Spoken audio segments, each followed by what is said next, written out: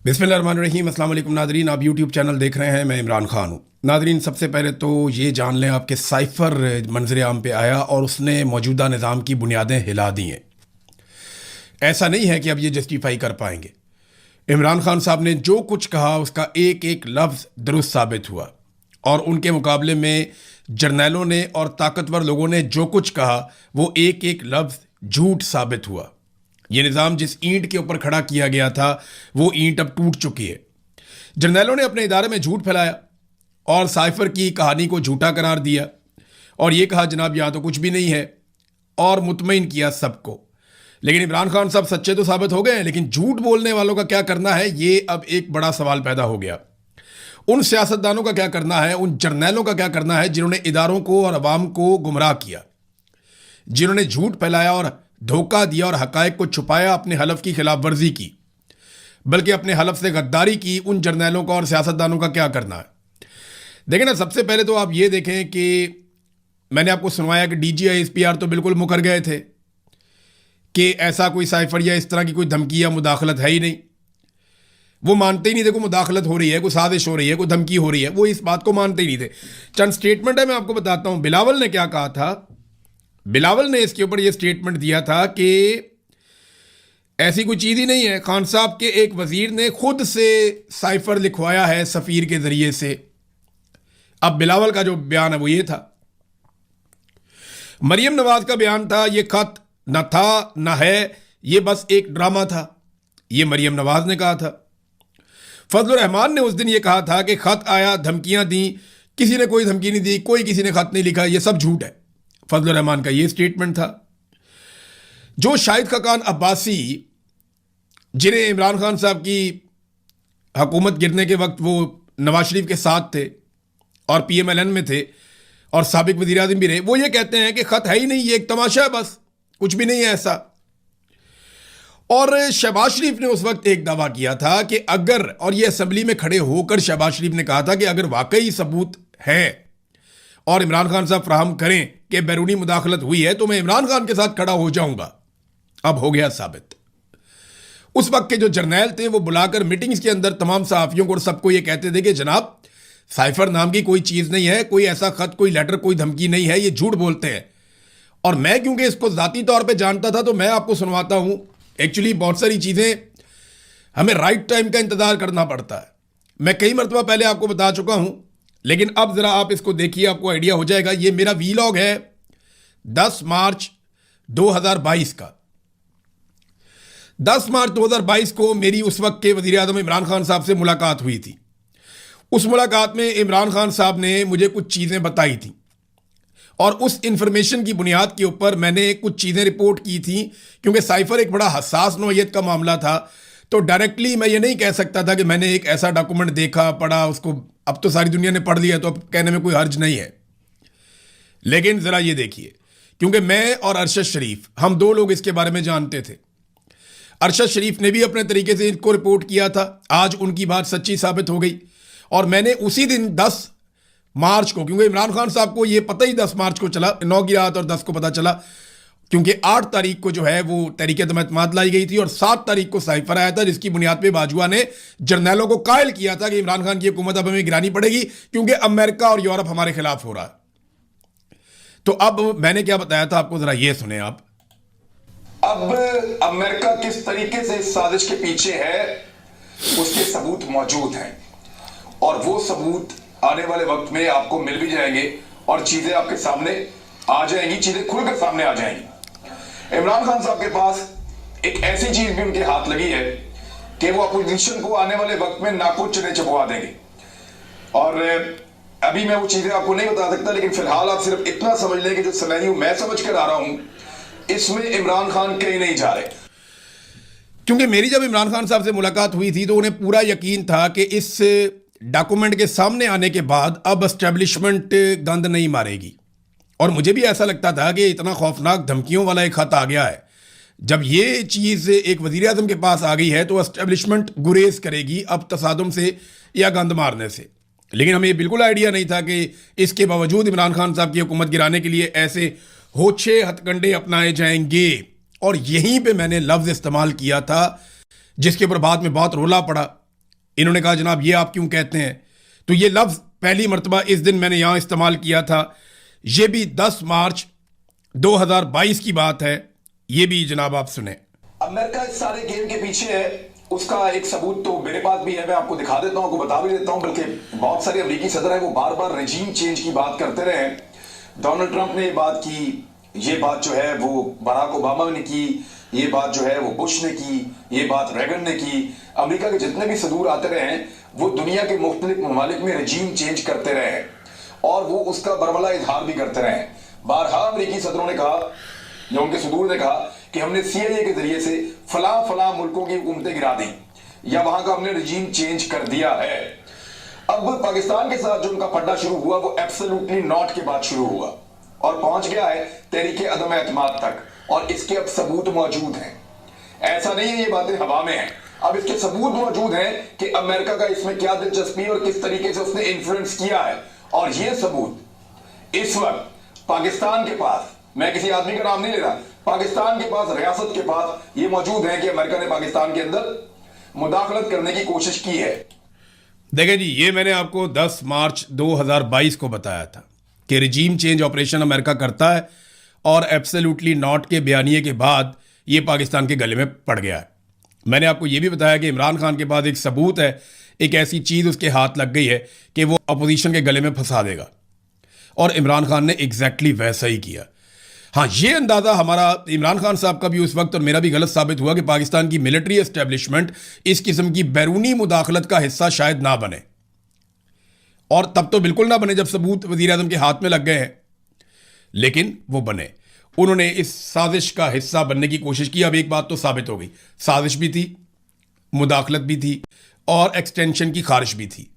लिहाजा ये अब किसी और चीज़ की ज़रूरत नहीं है, सबको समझ आ गई है और सच एक दिन सामने आ जाता है। इमरान खान साहब ने, बल्कि मैं आपको सुनवाता हूँ इमरान खान साहब ने कैसे ये जुमले बोले थे जब उन्होंने कहा था कि सच्चाई छुप नहीं सकती, वो सामने आती है। कई मरतबा उन्होंने कहा, लेकिन ये आप ज़रा सुनिए इमरान खान साहब के अपनी आवाज़ में सुनिए आप। लाल हक है, सच का खुदा है। उसका वादा है कि थोड़ी देर लगेगी लेकिन सच हमेशा लोगों के सामने आता है। इज्जत भी वो देने वाला है, जिल्लत भी उधर से ही आती है, वो आती है इंसान के अमाल की वजह से। तो अगर मेरा ज़मीर कहता है कि मैंने कोई गलत नहीं किया तो मुझे, मेरा ये ईमान है कि ऊपर वाला मुझे ना कभी जलील होने देगा, ना कोई मुझे जलील कर सकेगा। देखें, अल्लाह रब्बुल इज़्ज़त ने, इमरान खान ने कहा मेरा ईमान है कि मुझे ये जलील नहीं कर पाएंगे, और वो नहीं कर पाए। आज 4 साल के बाद इमरान खान साहब का जो सच है वो सबके सामने आकर खड़ा हुआ है। फजलुर रहमान ने कैसे इस बात का एतराफ़ किया कि जर्नैलों ने अमेरिका के कहने के बाद एक साजिश की और सबको बुलाकर कहा कि तहरीक अदम एतमाद को कैसे कामयाब बनाना है। ये फजलुर रहमान साहब इंकशाफ कर चुके हैं। ज़रा नदीम मलिक साहब के शो में उन्होंने क्या कहा था, इस मौके पर यह सुनना भी बहुत ज़रूरी है ताकि सारी कहानी जो है वो समझ आ जाए। ये सुने आप। और उस वक्त जनरल बाजवा और जनरल फैज आपसे राब्ते में थे जब ये लोग टूट के PTI से और MKM और बाप पार्टी इधर आ चुके थे? वो बिल्कुल राब्ते में थे और उनकी मौजूदगी में सबको बुलाया गया और सबके सामने उनसे कहा गया कि आपने ये इस तरह करता है और इस तरह। सब कौन थे वो? सब पार्टी, नून लीग और पीपल्स सब पार्टियां, और उनका नाम मत ले आओ। और उनको किसने कहा कि ये करना? सब पार्टी। किसने कहा ये करना? बाजवा साहब और फैज हमीद साहब दोनों थे। क्या कहा उन्होंने? यही कहा कि आप लोगों ने क्या करना है, किस तरह चल रहा है, क्या करना है। नो कॉन्फिडेंस के हवाले से दोनों ने, और सब ने उसके ऊपर हाँ में हाँ भरी। फिर तो ये कहना चाहिए कि मूव जो थी वो उधर से थी, नून लीग और पीपल्स पार्टी ने सिर्फ मोहर लगा दी। आप बाकी सही साहब हैं, आपने बात निकाल ली हमसे। तो फिर तो जनाब ये देखें ना, फजलुर रहमान साहब ने भी एतराफ़ कर लिया कि हमने जर्नैलों के कहने के ऊपर, जर्नैलों ने हमें बुलाया, हम उनके साथ बैठे और उन्होंने हमें हुक्म दिया कि अब आपने तहरीक अदम एतमाद करनी है। और उन्होंने बाप पार्टी के लोग, बाकी पार्टियों के लोग, MKM के लोग या इमरान खान की पार्टी के अंदर से तोड़े हुए MNAs वो इकट्ठे करके अपोजिशन को दिए कि जनाब अब आप हुकूमत गिरा दें इमरान खान की। और जनरल बाजवा और जनरल फैज का नाम लिया गया। जनरल नदीम अंजुम इसके अंदर पूरी तरह से शामिल थे, लेकिन जब फजलुर रहमान साहब ने ये इंटरव्यू दिया था उस वक्त नदीम अंजुम DG ISI थे और ये बहुत जालिम आदमी थे। लिहाजा जो फजलुर रहमान साहब हैं उन्होंने गुरेज किया नदीम अंजुम का नाम लेने से। अगर आज वो इंकशाफ करेंगे तो वो नदीम अंजुम का नाम शायद ज़रूर लेंगे। नाज़रीन, तहरीक इंसाफ को अब तहरीक चलाने के लिए, हुकूमत को एक्सपोज करने के लिए, हुकूमत और इस्टेब्लिशमेंट को दीवार के साथ लगाने के लिए ऐसा मौका शायद पहले कभी नहीं मिला। जो मौका उन्हें आज मिल गया है। अब उन तमाम किरदारों को, उन तमाम जर्नैलों को और सियासतदानों को बेनकाब करने का वक्त आ गया है जो धमका रहे थे, जिन्होंने ये कहा कि जनाब कुछ नहीं होता, ये तो है ही कुछ नहीं। बल्कि हम जब वज़ीर-ए-आज़म हाउस में मौजूद थे ना, आखिरी रात जब इमरान खान साहब की हुकूमत गिराई जा रही थी, तब इमरान खान साहब ने कोशिश की कि कुछ और सहाफ़ियों को बुलाकर भी साइफर दिखा दिया जाए। उन्होंने उसे महदूद पैमाने पर डी क्लासीफाई करवाया कैबिनेट के एक इजलास में, और वो दिखाना चाहते थे, लेकिन वहां पे जो फौजी मौजूद थे उनमें से एक ने, मैं, शहीद अरशद शरीफ और एक और जर्नलिस्ट हमारे साथ शायद साबिर भाई थे मेरे ख्याल में, हम वहां पे खड़े थे और उन्होंने आकर हमें कहा, एक फौजी ने, कि सर इट कैरीज वेट, कि सर ये बहुत वजनी है, आप इसको मत देखें। लेकिन वो नहीं जानता था कि हम में से कुछ लोग तो इसके बारे में बहुत कुछ पहले से ही जानते हैं। इमरान खान साहब वैसे भी 27 मार्च के जलसे में इसका पोल खोल चुके थे, और उससे पहले 10 मार्च को इमरान खान साहब से मुलाकात के बाद मैंने अपने वीलॉग में वो सारा रिकॉर्ड बयान कर दिया था कि इमरान खान के हाथ में एक ऐसी चीज़ लग गई है, और वो आज मैंने आपके सामने दोबारा आपको सुनवा भी दिया। 4 साल लग गए इस सच को, इस हकीकत को सामने आने में। आज कासिम सूरी से माफ़ी कौन मांगेगा? इमरान खान साहब ने जब सुप्रीम कोर्ट ऑफ पाकिस्तान में बात करना चाहिए, जब वो जेल में थे वीडियो कॉल के ऊपर, तो उन्हें जजों ने चुप करवा दिया कि साइफर के ऊपर बात ना करें। साइफर के मामला रद्दी की टोकरी में गया हुआ है। वो केस इमरान खान साहब के ऊपर साबित नहीं हुआ, लेकिन कभी मौलवी लॉन्च किए गए, कभी कुछ। इंजीनियर मोहम्मद अली मिर्जा साहब ने कहा कि इसमें इमरान खान कभी नहीं बचेगा। मैं जाती तौर पे जानता हूं, उन्होंने कहा था, और बहुत सारे लोगों ने बहुत सारी बातें की थी। यहां पे सहाफियों ने कहा कि अगर ऐसा कोई लेटर होगा तो हम सहाफत छोड़ देंगे, अगर ऐसी कोई तहरीर मौजूद है या कोई धमकी मौजूद है तो हम अपना काम छोड़ देंगे। लेकिन जर्नैलों ने जो जो कहानियां सहाफियों को सुनाई, मौलवियों को सुनाई, जहां जहां पे सुनाई, वो सारी झूठी साबित हो गई। किसी एक चीज़ में भी कोई एक हकीकत साबित नहीं हुई। तो ये है नाजरीन साइफर, जिसने बुनियादें हिलाकर रख दी हैं। और अब इस पे ये नहीं बात की जा रही कि साइफर के अंदर लिखा क्या हुआ है। किसी को गैरत नहीं आ रही कि पाकिस्तान को धमकियां दी गई थी, किसी को शर्म नहीं आ रही कि पाकिस्तान को जो है वो दीवार के साथ लगाया गया था और बाद में हुकूमत गिरा दी गई। सारे ये बात कर रहे हैं ये मंजर आम पे कैसे आ गया, ये बाहर कैसे निकला है। और भाई साइफर बाहर निकलना ज़्यादा बड़ी बात नहीं है, पूरी दुनिया में डॉक्यूमेंट लीक होते हैं। बड़ी बात यह है कि एक खुद मुख्तार मुल्क, एक आज़ाद मुल्क, एक एटमी कुव्वत, उसके ऊपर एक secretary of the state level का छोटा सा आदमी जो है, वो डिप्टी सेक्रेटरी था, इस लेवल का आदमी जो है डोनाल्ड लू, वो हुक्म सादर कर रहा है कि अपनी हुकूमत गिरा दो, और यहां पे अपनी हुकूमत गिरा दी गई। असल बात यह है, इसके कंटेंट पे बात होनी चाहिए, इसको पढ़ें और शर्म करें। नाज़रीन, अब देखना यह है कि पाकिस्तान तहरीक इंसाफ इस मौके से फ़ायदा उठा सकती है या नहीं उठा सकती। इमरान खान साहब का वो बयानिया जो कहीं पे अधूरा रह गया था, वहाँ पे अब ये लिंक सारे मुकम्मल हो गए हैं। अब इन पे क्या किया जा सकता है देखते हैं। हमारे जो जर्नलिस्ट हैं, दानिश्वर हैं, उनकी तवज्जो इस बात पे नहीं है कि पाकिस्तान के साथ ये मौजूदा रजीम क्या कर रहा है। वो अपनी रोटियां और अपने इश्तिहार पक्के कर रहे हैं। मिसाल के तौर पे यहाँ पे अंसार अब्बासी साहब ने एक कॉलम लिख दिया कि जनाब बहुत मुश्किल काम है जो मरीम नवाज़ ने कर दिखाए, यानी मरीम नवाज़ ने बहुत मुश्किल तरीन काम कर दिखाए। ये कॉलम लिख दिया अंसार अब्बासी साहब ने। अगर वो ये कॉलम ना लिखते तो मुझे कभी भी ये सोचने का मौका ना मिलता कि वो कौन से ऐसे मुश्किल काम है जो मरीम नवाज़ ने कर दिखाए। यानी वोट को इज्जत दो का नारा लगा के इन्होंने बूट को इज्जत दे दी, वाकई बहुत मुश्किल काम था। गुर्बत से खुदकुशियां करते हुए अवाम के सूबे में अय्याशी वाला महंगा तरीन जहाज खरीदना वाकई बहुत मुश्किल काम था। जिस सूबे में 1 करोड़ से ज्यादा बच्चे स्कूलों से बाहर हों, वहां महंगी तरीन गाड़ियां लेना, हद से ज्यादा प्रोटोकॉल लेना, वो वाकई बहुत मुश्किल काम है। अपने पूरे टब्बर समेत सारा इलेक्शन हार के जाली फॉर्म 47 के ऊपर सीटों पर ढिठाई के साथ कब्जा कर लेना वाकई बहुत मुश्किल काम है। एक सरकारी मुलाजिम फील्ड मार्शल को इज्जत, एहतराम और मर्तबे में अपने वालिद से भी आगे रखना, यह वाकई बहुत मुश्किल काम है। 5300 अरब की करप्शन के बावजूद ढिठाई से खोखले दावे करना वाकई बहुत मुश्किल काम है। मावरे अदालत हजारों लोगों को सीसीडी के हाथों कत्ल करवाना भी यह वाकई बहुत मुश्किल काम है, क्योंकि अदालत के जरिए तो यह काम नहीं हो सकता, मावरे अदालत ही करना पड़ेगा, तो मुश्किल काम है।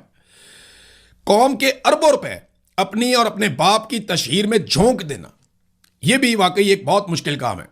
बैड गवर्नेंस और बदतरीन मुआशी कारकर्दगी दिखाने वाले सूबे की हुक्मरान होने के बावजूद बार बार अपनी सहेलियों और साथियों के साथ बैरून मुमालिक की सैर पर निकल जाना, यह भी बहुत मुश्किल काम है। तंदूर पर रोटियां लगाना तो बहुत ही मुश्किल काम है। यानी गैर मुल्की दौरे के अंदर कौमी मफाद में, कौम के वसी तर मफाद में तंदूर पर रोटियां लगाना और ब्यूरोक्रेट्स को, इवन चीफ सेक्रेटरी को वो झूठी रोटी खिलाना, ये तो बहुत ही मुश्किल काम है, बहुत मुश्किल काम है। ये काम कोई और नहीं कर सकता था। वाकई अंसार अब्बासी साहब ठीक कहते हैं, बहुत मुश्किल था उस्मान बुज़दार के शुरू किए हुए मंसूबों पे अपनी तख्तियां लगवाना। ये बहुत मुश्किल काम है। चादर और चार दीवारी का तकद्दुस पामाल करना, लोगों के घरों को तोड़ना, खवातीन को सड़कों पे घसीटना, उनको जेलों में भरना, ये बहुत मुश्किल काम है। अपने बहनोई को बाहर से बुलाकर सरकार के अंदर हिस्सा देना, ये भी वाकई बहुत मुश्किल काम है। बहुत सारे मुश्किल काम किए, मैं गिनवाना शुरू करूं तो ये पूरा वीलॉग इन मुश्किल कामों पे ही निकल जाए जो मुश्किल काम मरियम नवाज ने या इस खानदान ने कर दिए हैं।